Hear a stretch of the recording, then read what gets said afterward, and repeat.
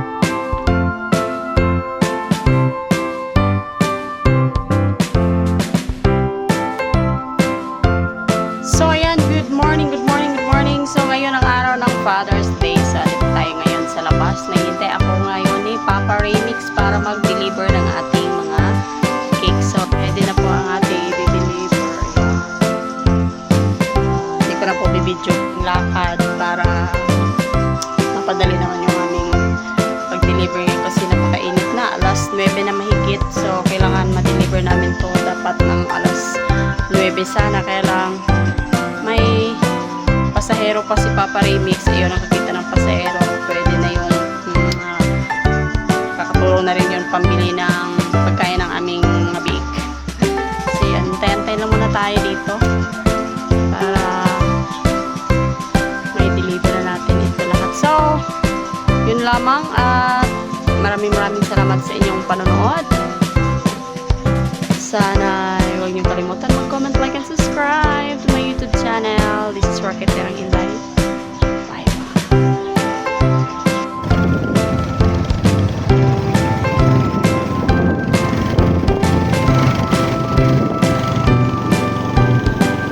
Happy Father's Day!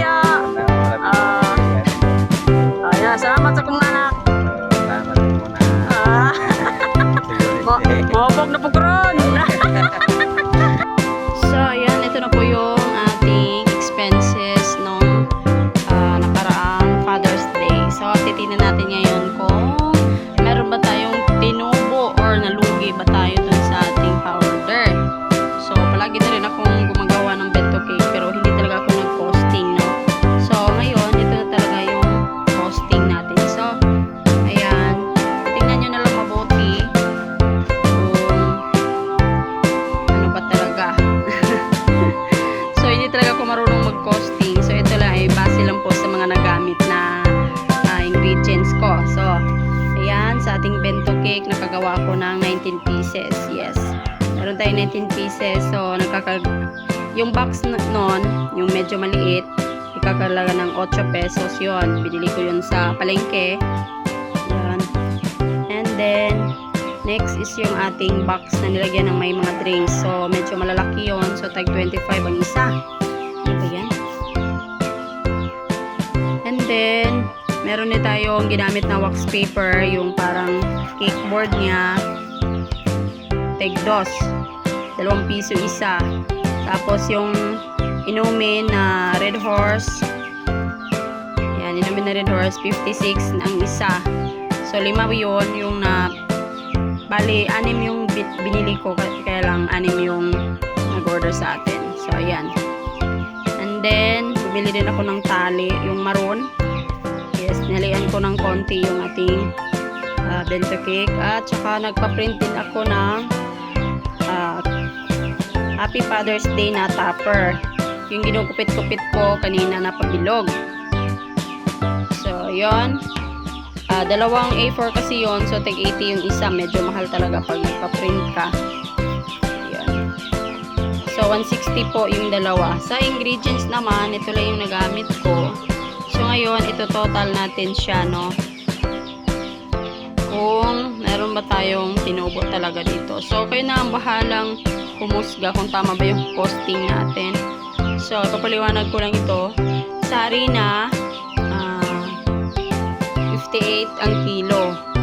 So, sa harina daw ay may 8 cups yung 1 kilo, no? So, 5 cups lang yung gamit natin. Shit, naman pa. Ay, nako. Hirap-hirap na tayo dito sa math. Paano ba ito i-compute? So, yan. Anyways, kailangan natin tong ayusin mabuti para hindi tayo malugi. Yung pera natin sa YT baka ubos na. So, yun. Ayan. So, ay kayo na nga bahala dyan. Basta ito na yung total natin. Pero hindi pa yung, hindi ko pa na total lahat kung ilan ba talaga. So, ayan.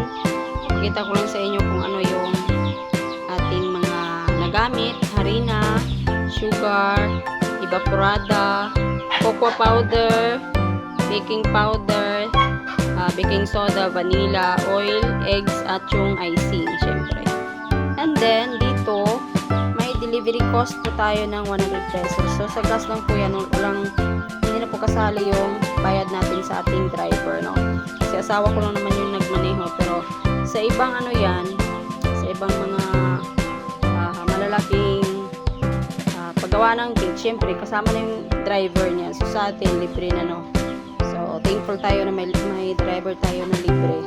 And then, labor. So, nilagyan ko siya ng labor para naman makita natin na meron talagang kinita din yung baker.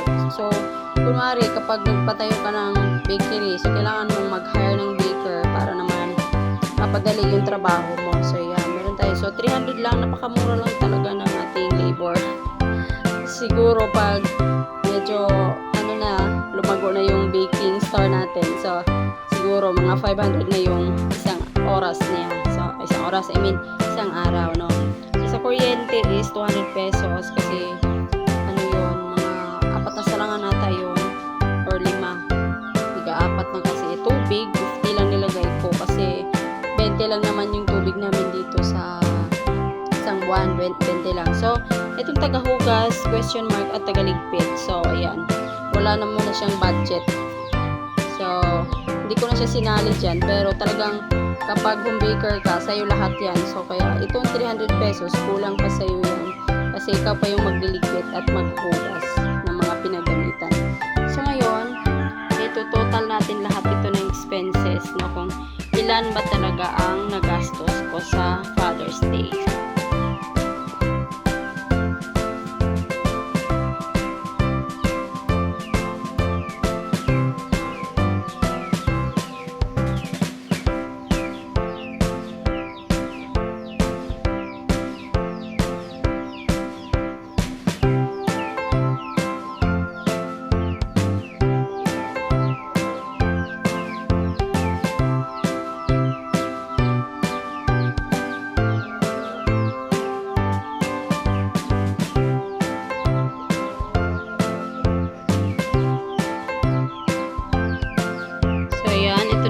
Total 2,002 pesos and 50 centavos. So, dito is total 2,250. So, dagdag natin itong labor, yung gas, labor, kuryente, tubig. So, meron siyang 650. Total is 2,652.50. Pagpalagay natin na meron kang kinuha na tagahugas, so mura na yung 150, yung tagaligpit 150, so 300. So ang total is 2,952. So ayan. So round off na natin ito ng 3K. So ayan, ito yung total na nagastos mo. So titingnan natin kung ilan yung ating nabenta, no? So, sa mga orders, ito yon 1, 2, 3, 4, 7, 8, 9, 10, 11, 14. So, 28 yon. Plus, 299 na may drinks. Plus, 28. So, total is 4,295. So, bawasan natin sa ating nagastos na 3,000. So, ang gross total natin is 1,295. So, ito yung kinita natin.